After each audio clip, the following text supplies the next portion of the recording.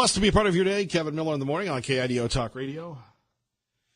Glad he's back with us this week. I was going through Lars Larson withdrawal. Lars, good to have you with us again, sir. Hey, good morning, Kevin. How are you? Fired up and ready to go and to get your take on some of the big news of the day. In one corner, Donald Trump. On the other, Kim Jong-un. Do you think it's going to happen? I think it's going to happen, and I think it may produce some good results. At the very least, it changes the dynamic because, and here's what the critics of the president are saying. You can't do it this way. This is not the way we do diplomacy. Well, Kevin, the way we do diplomacy has produced over the last 25 years nothing good and a lot that's bad, meaning we've done it the way that, folks say this is the way to do it. You have low-level talks at low levels of each government, and then you work your way up to where the two leaders finally eventually meet, and they've got something 99% worked out, and they put their stamp of approval on it's done.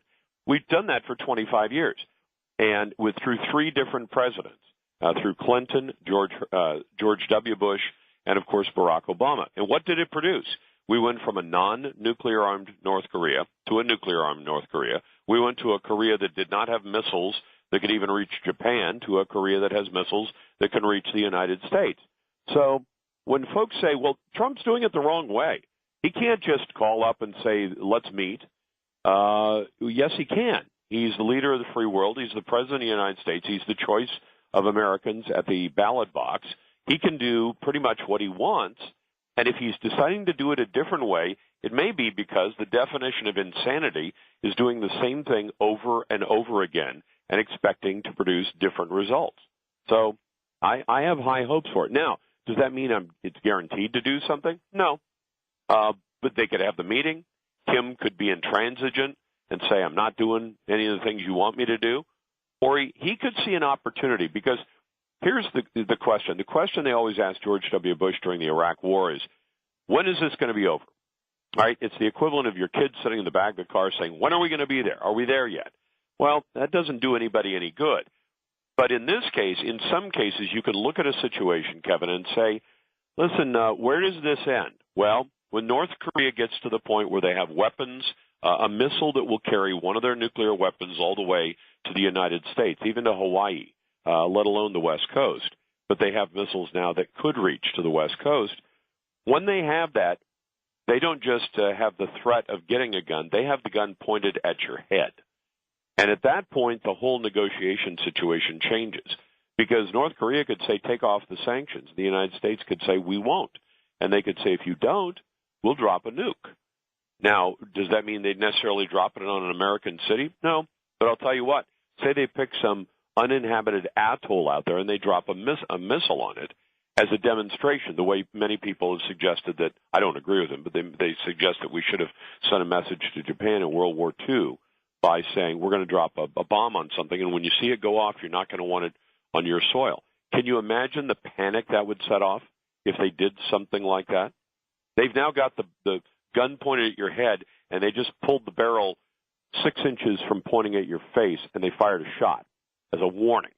Now, that's the reason they have the weapons. The only reason to have those weapons is either as a deterrent against other people using them on you, the United States and the Soviet Union, and now Russia, have had that kind of mutually assured destruction situation now since, for decades, all the way through the Cold War.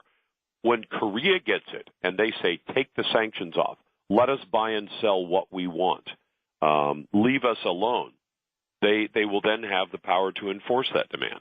And we don't want to get to that point. So maybe Kim realizes, because he also knows that if he were to do something like that, the United States would be justified in simply flattening his country. And this is the first president who said this may end with the destruction of North Korea. And I think because Kim took Donald Trump seriously, he sat down and calculated, where is all of this going? Nowhere good for the rest of the world, but also nowhere good for North Korea. So does he want to get into that position where he's got the gun and it's cocked and it's pointed at the head of the most powerful country on earth that is capable of flattening his country? I don't think he really wants to end up there.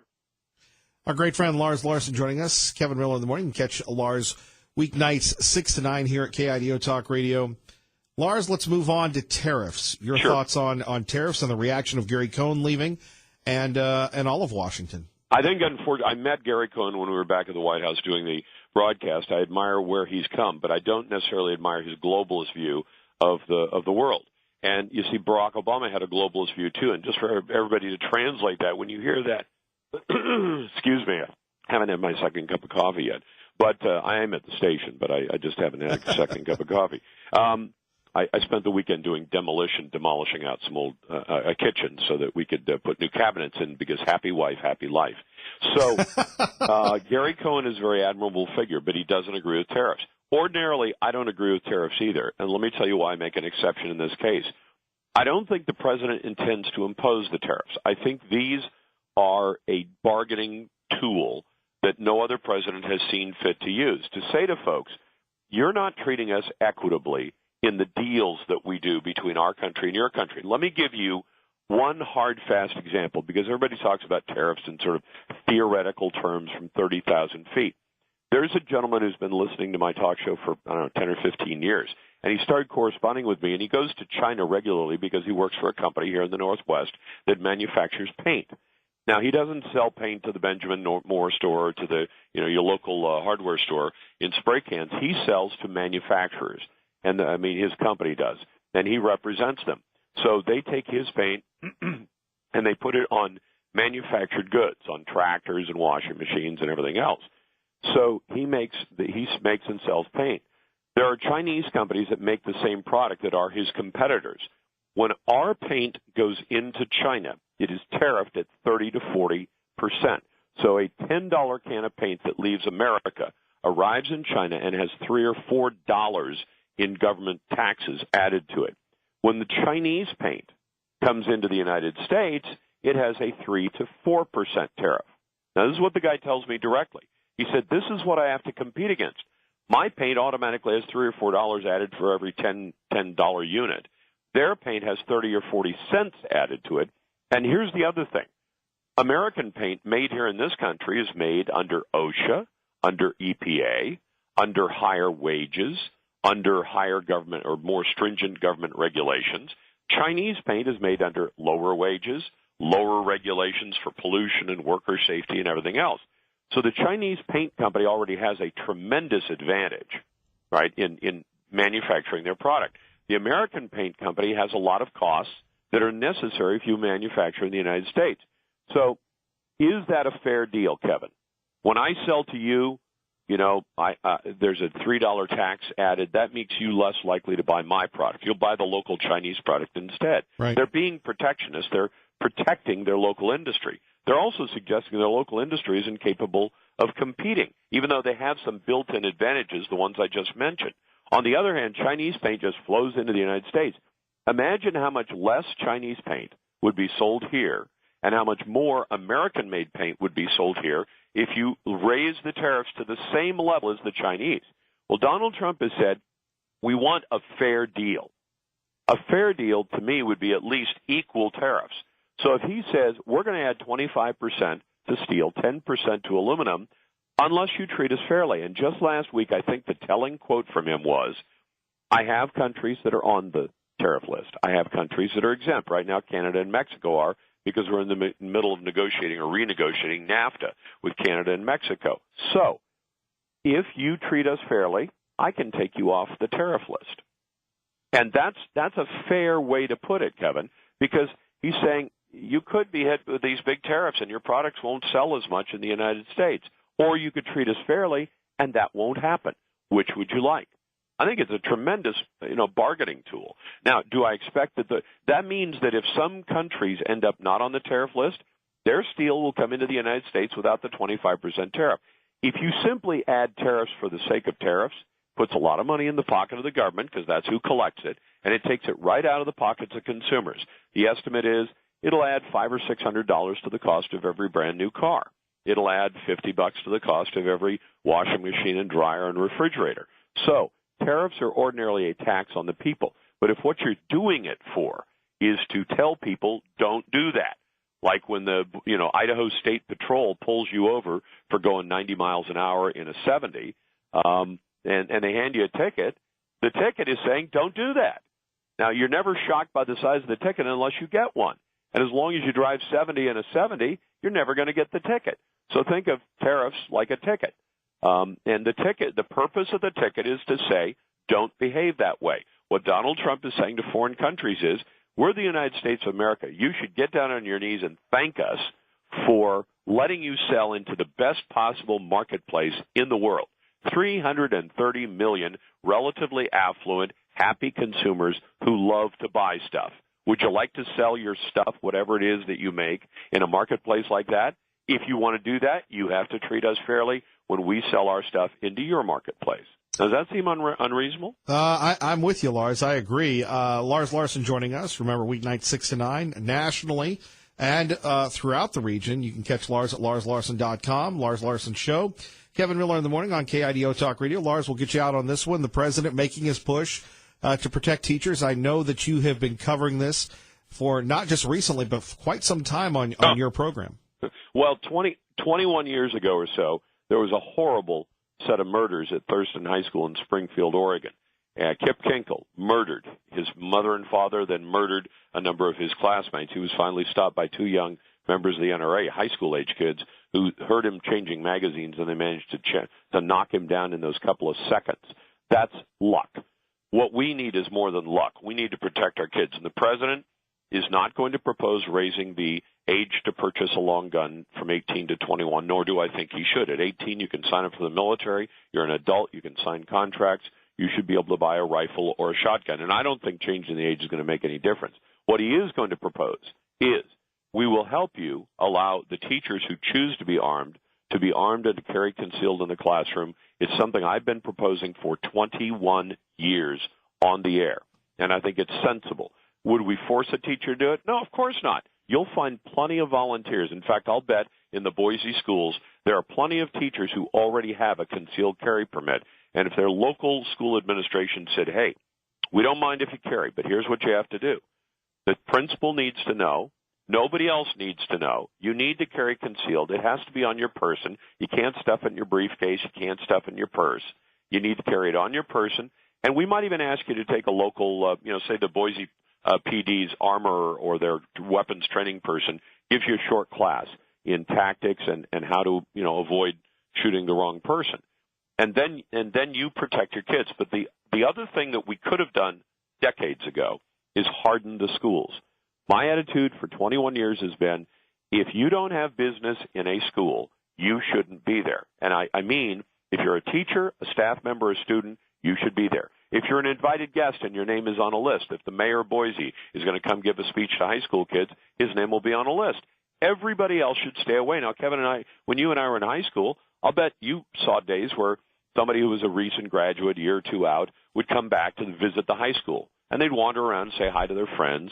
Adults would come and go from the school. As a reporter, I used to be amazed after these school shootings happened that I could walk up to a public school and just walk in the front door. Now, there was a sign that said report to the office, but I pointed out to photographers I worked with when I was in TV, we could walk right down this hallway. We could be all the way into this school before anybody even notices we're here. If we were bad guys, we could be a long ways into this school. That shouldn't be possible. Hey, here at the radio station, when you come to the front door, if you don't have a pass key, you hit the button, you talk to the young lady behind the desk, and you state your business. If she doesn't want to let you in, she doesn't push the button, and that only gets you into the lobby. You want to go farther into the radio station, she has to push a different button to open a second set of doors. We have that kind of security for a radio station. Shouldn't we have at least that level of security for a high school or a middle school or an elementary school? I would agree. And it's easy. I mean, look, when you talk about that, hundreds of millions, in some communities, billions of dollars spent on public education, can we afford a few $1,000 for the front door so that you're at least screening people in? And you say, if you don't have, and I would even, you could do other minor things like put a visitor's tag on somebody. And if somebody is walking down the hall and is not a student, a teacher, or a visitor with a tag, you immediately say, why are you here? You don't have any business in the school. Now, that's a level of protection that doesn't cost much. And if they had done that in Florida, Nick Cruz never would have got in the front door because the front office staff had been told, do not let this guy in. But he walked right in. He wasn't stopped by anything. Nothing stopping you, Lars. We always appreciate you, brother. Hey, and I got all my kitchen demolition done this weekend, Kevin. So happy wife, happy life. It's a good motto to live by. Lars Larson, thank you, sir. You have a great day. It's my pleasure, Kevin. Take care now. Talk to you next week. Yes, sir. Bye-bye. Our great friend, Lars Larson, you can catch him tonight right after Sean Hannity on KIDO Talk Radio. And Kevin Miller in the morning here. Your thoughts on hardening schools, arming teachers, and anything to get us through the morning. 580-5436. 580-KIDO. And this is a local yet national story from the Press Tribune. A Nampa father of four is fighting deportation after Canyon County law enforcement arrested him for driving without a license. Pedro Campos has lived and worked in Canyon County for more than a decade when a routine traffic stop set in motion the events that may soon separate him from his family and four children. Since he was arrested for driving without a license, he has spent the last month waiting for a bond hearing in the Northwest Detention Center in Tacoma. On Friday, Campos's month-long detainment has left his family buried in uncertainty came to an end. He was granted a hearing and was released on a $5,000 bond. His dad drove to Tacoma to pick him up, and he was reunited with his family on Saturday. His path through 3 states and 4 detention facilities represents a common journey for Canyon County and Idaho residents detained by the Immigration and Customs Enforcement, otherwise known as ICE. And it goes on and on and on. But here's the thing that I don't get. So, and this is, let's see who wrote this piece in the Press Tribune. Nicole Foy, is it? It's pretty sympathetic to this person, Mr. Campos. I love this. It should have been an ordinary traffic ticket, one that Campos has paid several times before. Since his driver's license expired in 1999, his Washington driver's license, Campos had been pulled over for other traffic violations, a shortcut through a private driveway, driving without a seatbelt, speeding, and a failure to purchase insurance.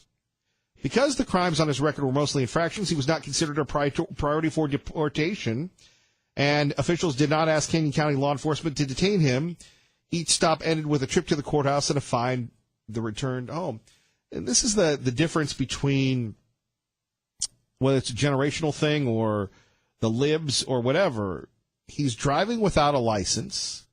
He's been, since 1999, he's been pulled over several times. And to me, the way this article is going is, well, these aren't big infractions.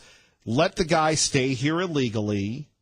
And you know, no harm, no foul. But if I have to go get registered to drive, why doesn't Mr. Campos, who's not even an American citizen?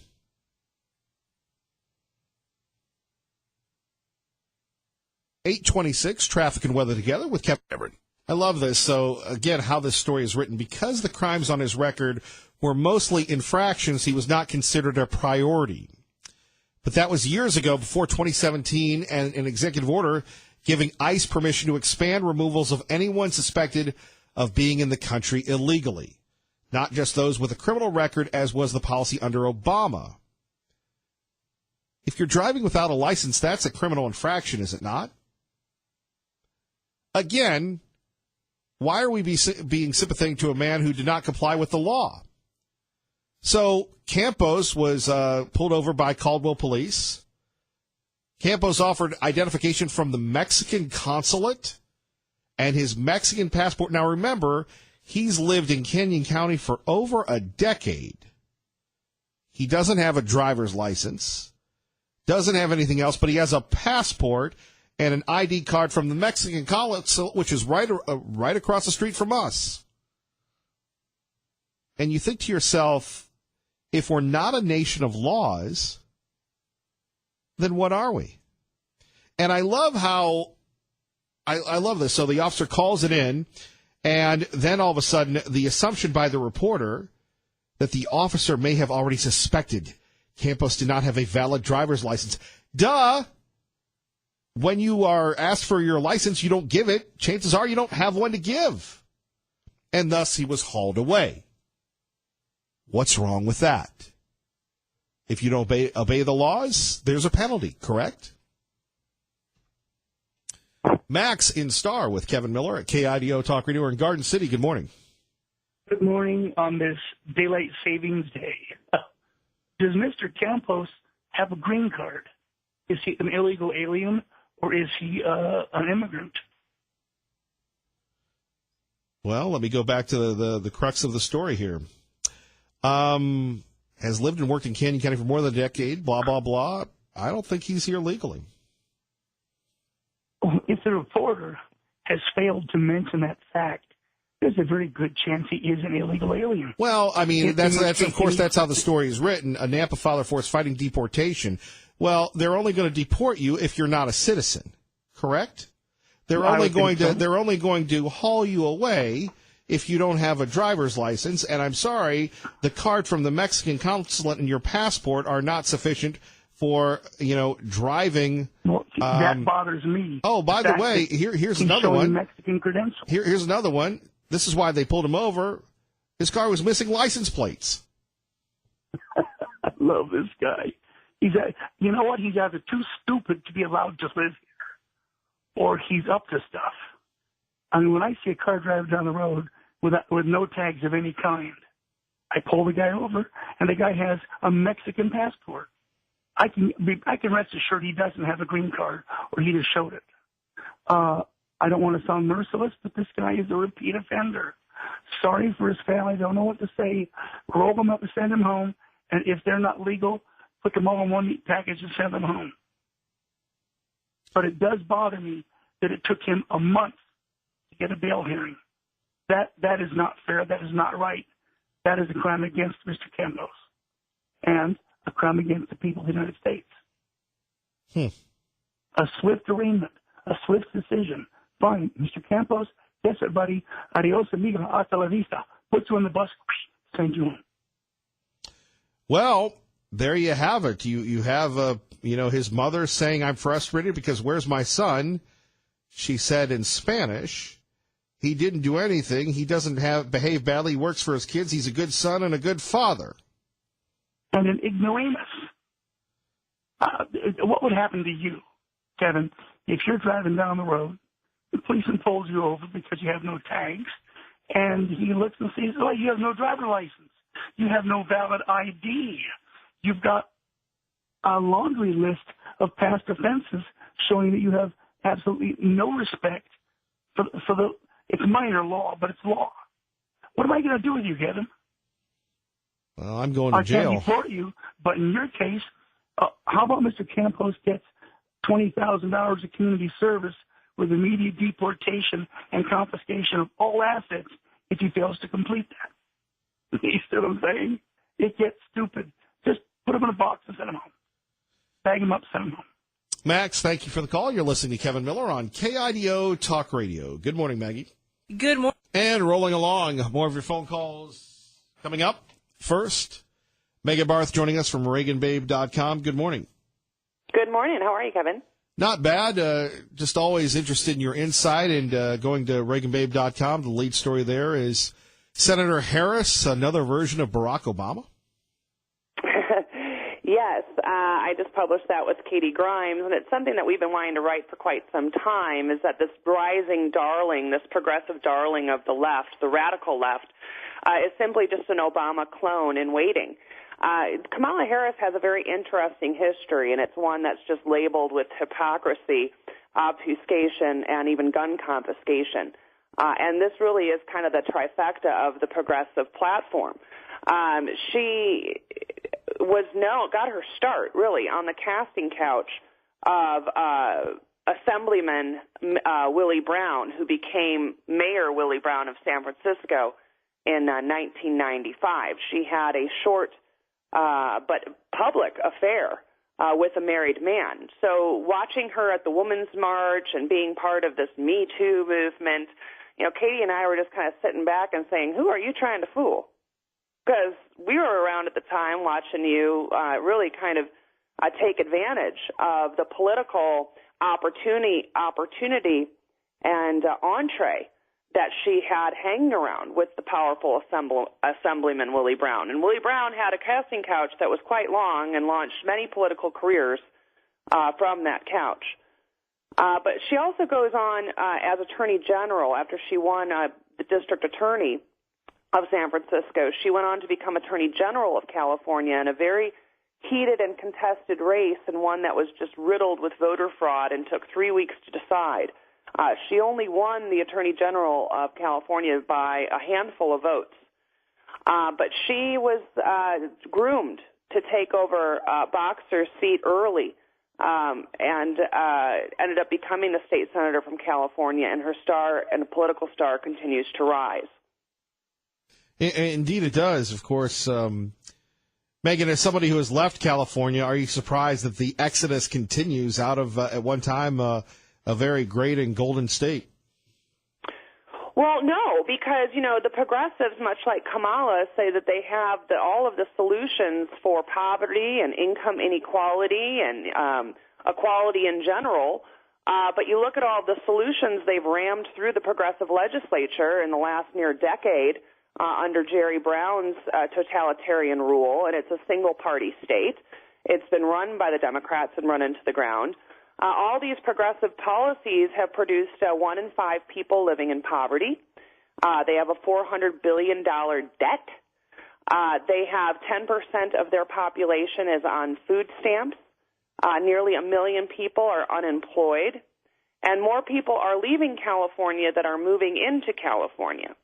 And much of this malaise can be directly attributed to the mass amounts of illegal immigration. California has over 2.5 million, at least they know of, illegal immigrants living in their state. I would probably say double that number. And they pay $36 billion a year out of their financial budget, which represents about 30%, to the care, the welfare, the incarceration, and the education of illegals.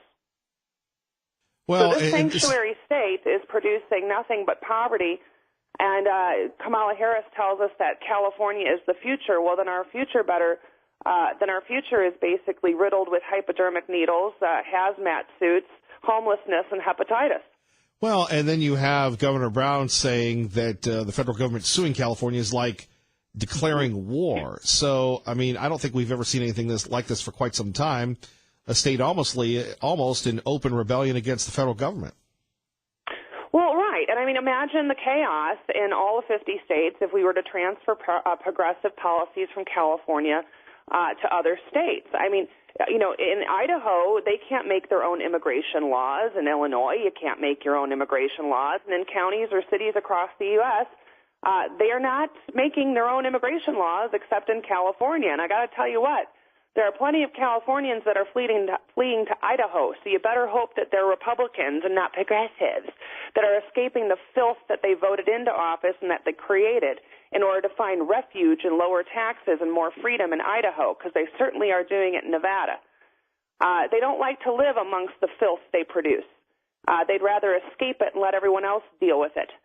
And then bring their myopic, ignorant policies to free-loving states like we live in now. I mean, I escaped California. I'm a California refugee, and I did specifically because they were going to allow illegal aliens the right to vote 3 years ago. Well, now that's just been approved by a federal district judge. And so this is how the progressives win. They take away our voices through fraud and other machinations. But in California, like I said, if this is our future, God help us. Our great friend Megan Barth joining us from ReaganBabe.com. Megan, finally, how do you see this school safety thing playing out with all these kids surprisingly motivated to end violence by going out on marches on Wednesday? Your thoughts? Well, it's basically the useful idiots on parade. We've seen this before. Many progressive leaders in history have used children to advance their totalitarian agenda. Excuse me, but I really don't need to be lectured on the Constitution by a 17-year-old who's never taken a civics course. And so, if we started teaching civics again and maybe the Constitution, I would give them a little bit more deference. But, there is Kyle Khrushchev, I think is how you pronounce his last name. And he's an outspoken conservative kid, a survivor of Parkland, but no one knows him. And why? Because his narrative doesn't fit the progressive narrative of gun confiscation. But he met with the president, and he met with Melania, and he met with other senators. He even met with Chuck Schumer and other Democrat senators talking about his solutions to gun violence. He truly wants to bring safety to schools, and he promotes actually arming teachers and bringing veterans in as security guards and putting in metal detectors and things like, and eliminating gun-free zones. Because if I recall, if you look at history, really these mass shootings kind of started when we said, schools must be gun-free. Well, they became targets then of crazed maniacs. Megan, we always appreciate you. ReaganBabe.com. Thank you. Anytime. Thanks, Kevin. All right. Appreciate her insights. Phone number is 580-5436, 580-KIDO. The publisher of the Gem State Patriot, Tea Party Bob, joins us now. Good morning, sir. Good morning, Mr. Miller. As usual, a wonderful show. Thank you so much for taking the time to give us all this valuable information. So now the conservatives have gotten over President Trump's fake threat to take the guns away without due process and to lower the age to 21, as you might remember I said would never happen. It's almost funny when you think about the fact that you can join the military and sign contracts, as your friend Lars Larson mentioned this morning. The hysterical left will continue to rant about getting the guns, and they will get the kids riled up enough to march in the streets. But when it comes right down to it, the only rational, reasonable thing to do is take down the gun-free zone signs and put up this property protected by Smith & Wesson and arm the qualified teachers to protect the children. We can't even keep our kids safe from perverts like this guy, Kim, who's roaming around a girl's locker room. How in the heck are we going to protect them from a shooter? The Democrats and the gun grabbers are like drowning swimmers. They jump into the water not knowing how deep it is or how fast the current is, and then they need to be rescued. If you want to rescue them, you have to grab them from behind so they don't panic and take you down with them. So what Trump did was very simple. He swam up behind him, he gave them a bunch of false hopes with false information, and he rescued them from themselves while they kicked and screamed all the way to land. I just want to say one more thing, and you mentioned it this morning. I'd like to know if anyone has an idea who the friends of the schools are and why they're spending such huge amounts of money to remind people, sending out mailers, that they need to vote for the levies. One of my pet peeves is new developments going up, especially in the urban renewal project areas, and developers like our good friend Tommy Alquist, who happens to be running for governor, tells everyone they pay enough in impact taxes to take care of the needed infrastructure with the new taxes. I think Tommy is full of hops, and we need to take a closer look at how impact fees are assessed on new housing so that the developers are hit with the fees necessary to provide the schools for the new students that they built the new houses for and made a huge profit on. They need to stop these levies and support our schools from the state's general fund instead of sticking it to the homeowners each and every year. And that's pretty much what I have to say this morning. All right. The Gem State Patriots Tea Party Bob joins us. Pro-Life, good morning. You're on with KIDO Talk Radio's Kevin Miller. Yeah, I was just thinking about Mr. Campos, and, he probably is married. He might be married to an American. He probably is, and he has children, And the real problem is that whether they're Democrat or Republican administrations, this has gone on for maybe 50, 60 years, allowing people that shouldn't be in this country to be here. And they've never really done the right thing about it. Now, it looks like Trump wants to do that, but the blame really goes to all of those past presidential people. And I think clear back to Kissinger and Nixon, instead of going to China and making them the most favorable nation trading partner, we should have gone to Latin America so that prosperity would be in Latin America. Those people would not be wanting to even come here. We've had one world government corruption, from the very beginning almost. And it just makes me so mad. And you can't trust a Republican over a Democrat because they've both done it. And so the solution is we just need to stop it right now. And Mr. Sessions, if he really had any courage, he would go right down to Oakland and arrest the mayor. Well, look, you've got people, the Press Tribune giving us this story about guy doesn't have a driver's license, driving without a license plate. I'm thinking all these laws that are being broken. I mean, you break the law, you got to go. If you're not here legally, and putting the onus on the police is just, well, in my opinion, ridiculous. Yeah, and you know who ought to be arrested? Mr. Obama. I mean, Article 4, Section 4 says that the federal government will protect the nation against invasion. He never did that. He allows everybody to invade the United States. And a president does that is breaking his oath. He needs to be impeached, needs to be arrested. He's not being a real president. Now, Trump's trying to be that, and I don't know. It just makes me so mad about these politicians. So and these guys they're running right now. They're just going to continue the same culture. Indeed. So the filing time has passed. You can't run anymore today, Kevin. You should have filed. I need this job. Well, hey, find a place for Laura Ingraham. What do you mean find a place for Laura Ingraham? On our station. Well, you're, you kind of stray a lot. Well, I know, but this is my favorite station. This is the favorite station of everybody. I don't know about that. I hear a lot of your cheating hearts. Yeah, well, hey, when you're trying to make people follow Christ, I get it.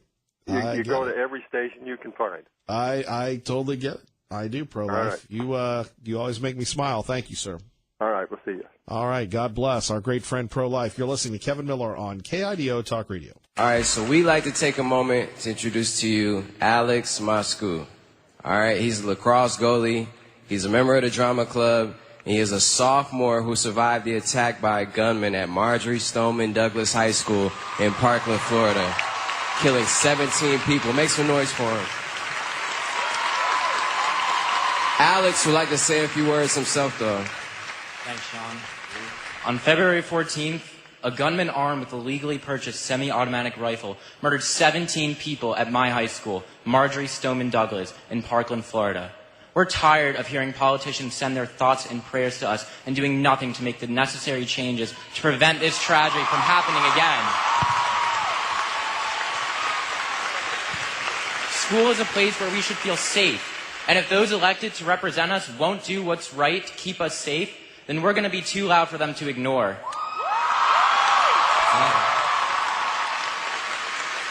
We're marching in Washington, D.C. on March 24th for all of our fellow students and for the victims and survivors of gun violence in every community, from New Orleans to Chicago, Baltimore, or Detroit, wherever you are. We hope you will join us. Go to marchforourlives.com to RSVP today. If you're unable to make it to D.C., you can join one of the 600 marches being planned in every state across this country and even around the world. There we have it from the iHeart Music Awards, a company that is already in bankruptcy, owning $22 billion, not making this up, in debt. That is iHeart. Their predecessor used to own us. But here you have this kid reading from the teleprompter, urging people to stop the violence. He actually introduced Eminem, who blamed the NRA with the lyrics. Why they're mistaken if they think this march is a good thing. First, traffic and weather together with Kevin Miller with you here. So you have kids being used to go after the NRA.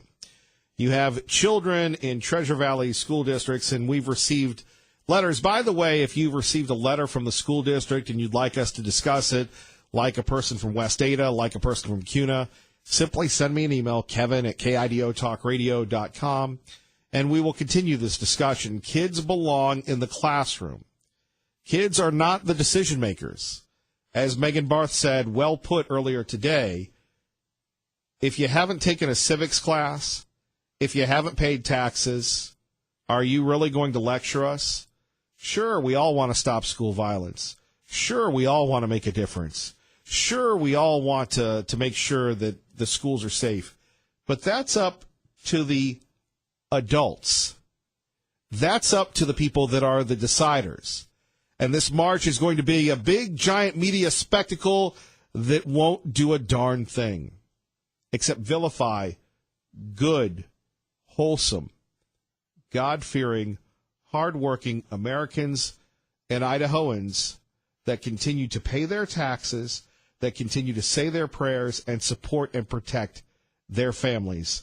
Those folks should be hailed, not vilified. My name is Kevin Miller. Appreciate you listening. Tell a friend. We'd love to stick around longer.